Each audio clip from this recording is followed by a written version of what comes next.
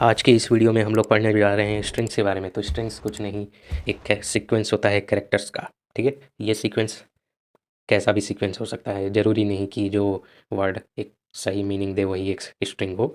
कुछ भी हो, बस उसमें कैरेक्टर्स इन्वॉल्व होने चाहिए तो उसे स्ट्रिंग कहते हैं। तो आज हम लोग देखेंगे कि जावास्क्रिप्ट में स्ट्रिंग कैसे बनाई जाती है एंड ये सब और उसके ऑपरेशंस वगैरह देखने वाले हैं। तो मैं हूँ वी एस कोड में और एक और न्यू फाइल बना रहा हूँ जावास्क्रिप्ट की, video13.js। ठीक है, तो सबसे पहले हम लोग देखना चाहेंगे कि हम स्ट्रिंग को डिक्लेयर कैसे करते हैं, लाइक इसका सिंटैक्स क्या है। ठीक है, तो सिंटैक्स में हमारे पास है, अब वेरिएबल में ही हम स्टोर करेंगे। तो मान लो कि मैं अब नाम लिखता हूँ एक। अब यहाँ पे एक वैल्यू देने के लिए आप लोग लिख को यूज़ करने पड़ेंगे ये inverted commas, double inverted coma कहते हैं। तो लेट से मैं लिखता हूँ जावा स्क्रिप्ट। ठीक है, और ये सेमीकोलन।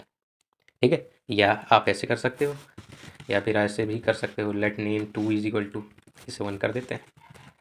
आप सिंगल वाले भी लगा सकते हो। ठीक है, एंड अगर आप ये लगाने की सोच रहे हो कि मैं आ, इधर एक डबल लगा देता हूँ, इधर एक सिंगल लगा देता हूँ, तो ये बकवास नहीं, इसको जावास्क्रिप्ट माफ़ नहीं करेगा आपको। अगर आपको यकीन नहीं है तो वो हम लोग देखते हैं, नेम 1, नेम 2, नेम 3। ठीक है, तो ये हमें एरर दे चुका है, ये कह रहा भैया नेम 3 में क्या कर रहे हो, ये इनवैलिड सिंटेक्स है। तो जो हमने इधर लिखा है वही हमें इधर लगाना होगा। ठीक है, ये दूसरा तरीका है। एक और तरीका है हमारे पास स्ट्रिंग को डिक्लेयर करने का, वो है ये बैकटिक्स। ये ध्यान से देखना, ये होता है आपके एस्केप के नीचे का बटन। ठीक है, एस्केप जो बटन होगा ना आपके कीबोर्ड पे उसके नीचे वाला बटन होता है ये, ध्यान से देखो। इसको मैं और जूम कर देता हूँ, ये देखो, ये जो दिख रहा है ना, ये बैकटिक्स। ठीक है, वापस से जूम आउट। तो आप लोग ना इसका भी यूज़ कर सकते हो, बैकटिक्स। ओके, तो अगर हम इसको भी रन करवा दे तो ये भी चल चुका है। ठीक है, तो कोई दिक्कत नहीं है। तो अब इसमें यह है कि आप ना इसमें ये भी यूज़ कर सकते हो। ठीक है, इस वाले में नहीं यूज़ कर सकते, ये एरर है। ठीक है, इसमें सिंगल वाले यूज़ करे जा सकते हैं। ठीक है, एंड इसमें तो डबल वाले यूज़ करे जा सकते हैं, एंड इसमें सिंगल वाले। तो मतलब जिससे वो चालू है ना वो आप इस्तेमाल नहीं कर सकते। तो अगर जैसे ये सिंगल इन्वर्टेड कोमा से चालू हुए हैं तो आप इसके अंदर सिंगल वाले यूज़ करोगे तो एरर दिखाने लगेगा, डबल वाले करने पड़ेंगे। तो अगर मैं इसको चलाऊँ तो ये देखो, ठीक है, ये चल रहा है, कोई दिक्कत नहीं। तो जैसे ये बैकटिक्स वाला है तो इसमें आप लोग सिंगल वाले भी चला लो, डबल वाले भी चला लो, कोई दिक्कत नहीं। तो इसको हम लोग वही डिज़ाइनिंग वगैरह में यूज़ करते हैं, जैसे आपको टर्मिनल पे कुछ अच्छी सी भी चीज़ें दिखानी है तो ये सिंगल कोमास डबल कोमास का यूज़ करा जाता है, इन्वर्टेड कोमास का। ओके, तो ये इसका यूज़ हो गया। अब स्ट्रिंग का ये तो काम हो गया। तो ऐसा करते हैं ना, कुछ फालतू स्ट्रिंग्स को हटा देते हैं, मतलब सबको कमेंट डाउन करते हैं, एंड कमेंट डाउन करने के बाद एक न्यू स्ट्रिंग बनाते हैं। तो let name is equal to JavaScript. ठीक है, तो अब ये सिंस एक कैरेक्टर का सीक्वेंस है, तो अब मैंने बताया कि ये हमारे पास कोई इतनी बड़ी मेमोरी नहीं है कि इसमें ये पूरा स्टोर हो जाए। तो ये एक एक करके स्टोर हुआ होगा, एक जगह जे रखा होगा, अगली जगह फिर ए होगा, फिर वी होगा, फिर ए होगा, फिर एस, ये रहता है। ये सब ना सीक्वेंस से ही लगे रहते हैं। तो जो चीज़ें सीक्वेंस से लगे रहते हैं ना उसे हम लोग आइटरेबल बोलते हैं। ठीक है, तो उनका उसका मतलब है कि आप लोग ना उसको इंडेक्स से ना एक्सेस कर सकते हो। तो अगर मैं कंसोल डॉट लॉग नेम के 0th वैल्यू को अगर आपके सामने प्रेजेंट करूँ, ऐसे नेम 1 कर दो यार, ये कुछ फालतू चीज़ें दिखाने लगता है, तो वो आपको जे दिखा दिया उसने। और ऐसे करके फिर 1 वो 1 2 3 4 और फिर मान लो 15। एक्चुअली में इसका वो साइज़ कितना है, 1 2 3 4 5 6 7 8 9 10। तो इसमें जो टी है वो 9th इंडेक्स पे है। तो अगर मैं 15वें को एक्सेस करूँगा तो देखना अनडिफाइंड, कि भैया 15 तो है ही नहीं, क्या ढूंढ रहे हो तुम। ठीक है, तो अगर आप आउट ऑफ बाउंड जाओगे, मतलब इसमें वैल्यू ही 10 तक थी, तो जैसे मैंने 15 वाले को एक्सेस करवाया तो वो अनडिफाइंड उसने बता दिया। तो अब हम अगर हमें सारे एक्सेस करने हैं तो हम ऐसे तो लिखेंगे नहीं एक एक करके, हम क्या करेंगे, फॉर लूप चलाएंगे। तो फोर लूप में कैसे लगे, for let I is equal to 0, 0 से स्टार्ट होती है इंडेक्सिंग, आई लेस देन जो हमारे पास नेम वन है उसकी जो लेंथ है, ठीक है। अब लेंथ तक है तो बाय डिफ़ॉल्ट वो एक कम तक चलेगा क्योंकि यहाँ लेस देन का साइन है, ठीक है। लेस देन का साइन है तो वो बाय डिफ़ॉल्ट वहाँ एक कम तक चलेगा और वही हम लोग चाहते हैं कि जो ये अनडिफाइंड वाली कंडीशन है वो ना है। तो सिंस इसका साइज़ 10 है तो ये लेंथ हमें 10 देगा और एक कम तक ही चलने वाला है ये फोर लूप, तो आई इज इक्वल टू 9 तक ही चलेगा और 9 पे जाके हमें वैल्यू 10 मिल जाएगी, वो टी वैल्यू मिल जाएगी, ठीक है। तो अभी हम लोग एक्सेस करते हैं console dot log name of i, ठीक है। एंड ये हमने प्रिंट किया और एक एक करके आ गई हमारे पास JAVASCRIPT, ठीक है। ओके, तो ऐसे करके हम लोग कैरेक्टर्स को एक्सेस करते हैं। अब इसमें एक कॉन्सेप्ट होता है टेम्पलेट लिटरल्स का, ये मॉडर्न जावास्क्रिप्ट में आया है। तो सबसे पहले मैं आपको बताता हूँ कि समस्या क्या थी, कि क्यों लाया गया इसको लिटरल्स। हाँ ठीक है, तो लेट्स से कि हमारे पास एक नाम है, let name one is equal to Python and name two is JavaScript. लगता है नेम वन पहले भी इनिशियलाइज है, तब ये एरर दे रहा है मुझे। हाँ ये रहा, ठीक है। तो अगर मैं कंसोल डॉट एक न्यू स्टेटमेंट बनाऊँ, let statement is equal to कि name one and name two are programming languages, ठीक है। तो ऐसा करके मैंने बनाया और कंसोल लॉक करवाता हूँ स्टेटमेंट को। तो आपको क्या लगता है आउटपुट क्या आने वाला है?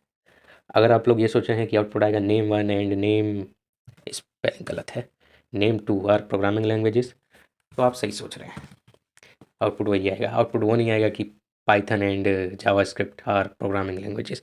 आप अगर ये सोच रहे हैं कि नेम वन जो यहाँ लिखा है वही हमने यहाँ लिखा है तो वैल्यू पाइथन यहाँ आ जाएगी, वो नहीं आएगा क्योंकि अभी ना ये स्ट्रिंग के अंदर है, तो स्ट्रिंग के अंदर कोई भी कैरेक्टर एक नॉर्मल कैरेक्टर बन जाता है, ठीक है।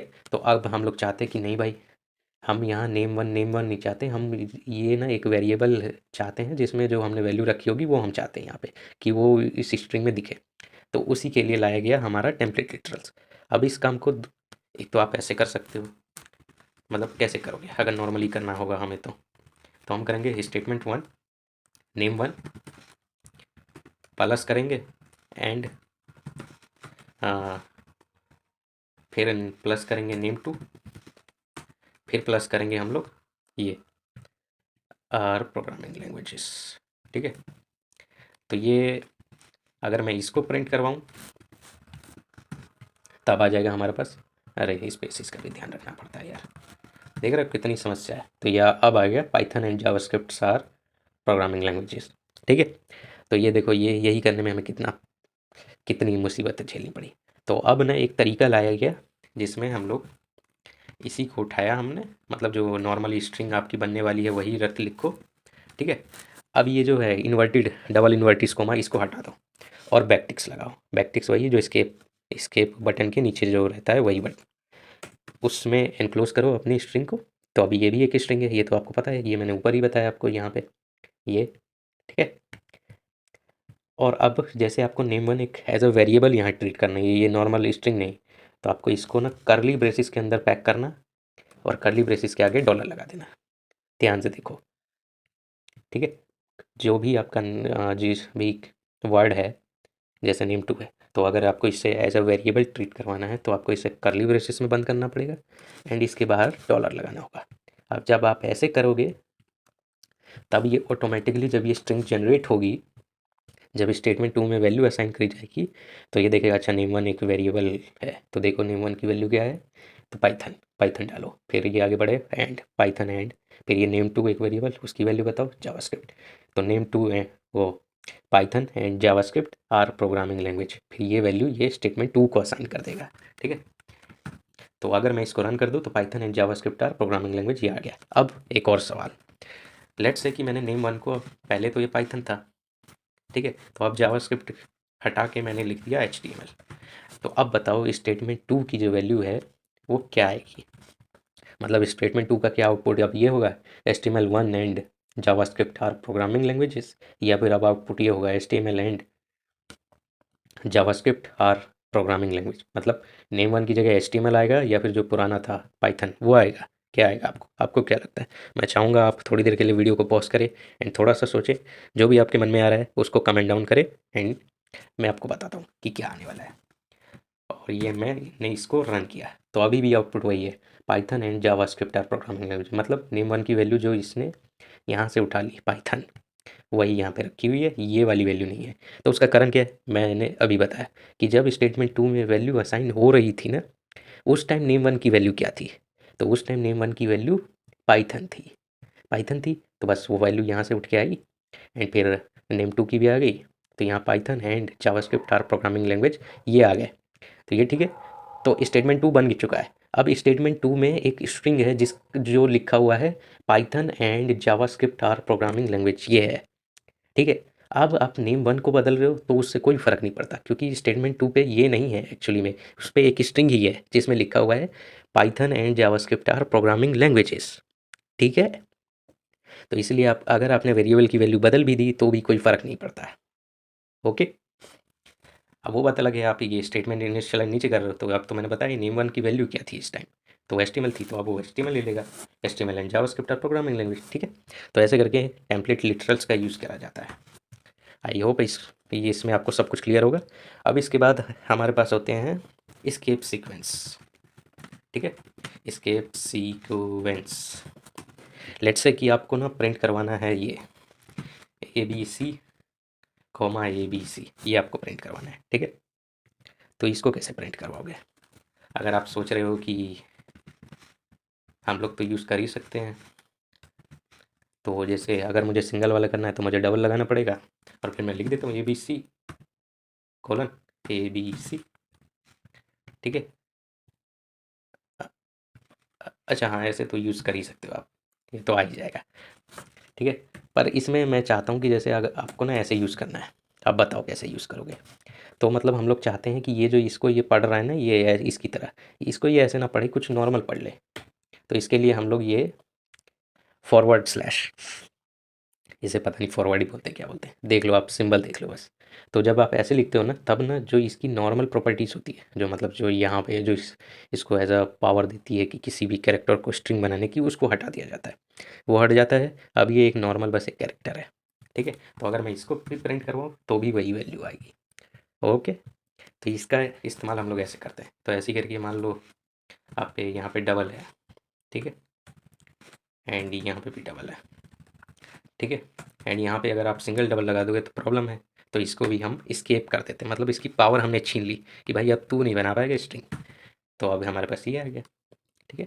ऐसे ही करके हमारे पास नेक्स्ट लाइन का है। अगर आप ऐसे लिख दोगे, आई गेस इसको बैकवर्ड ही बोलते हैं, तो स्लैश एन लिखोगे तो ये ABC, फिर ये इसके बाद में कर्सर अगली लाइन में पहुंच जाएगा, जैसे ही वो इसको हिट करेगा, और हिट करने के बाद फिर क्या वैल्यू है ABC, तो वो ABC नीचे लिख देगा। ठीक है। ऐसे करके हमारे पास टैब भी है, तो ये टैब 5 का गैप देता है आई गेस, 1 2 3 4 5। ठीक है। तो ये इन्हें ही हम लोग स्केप सीक्वेंस कहते हैं।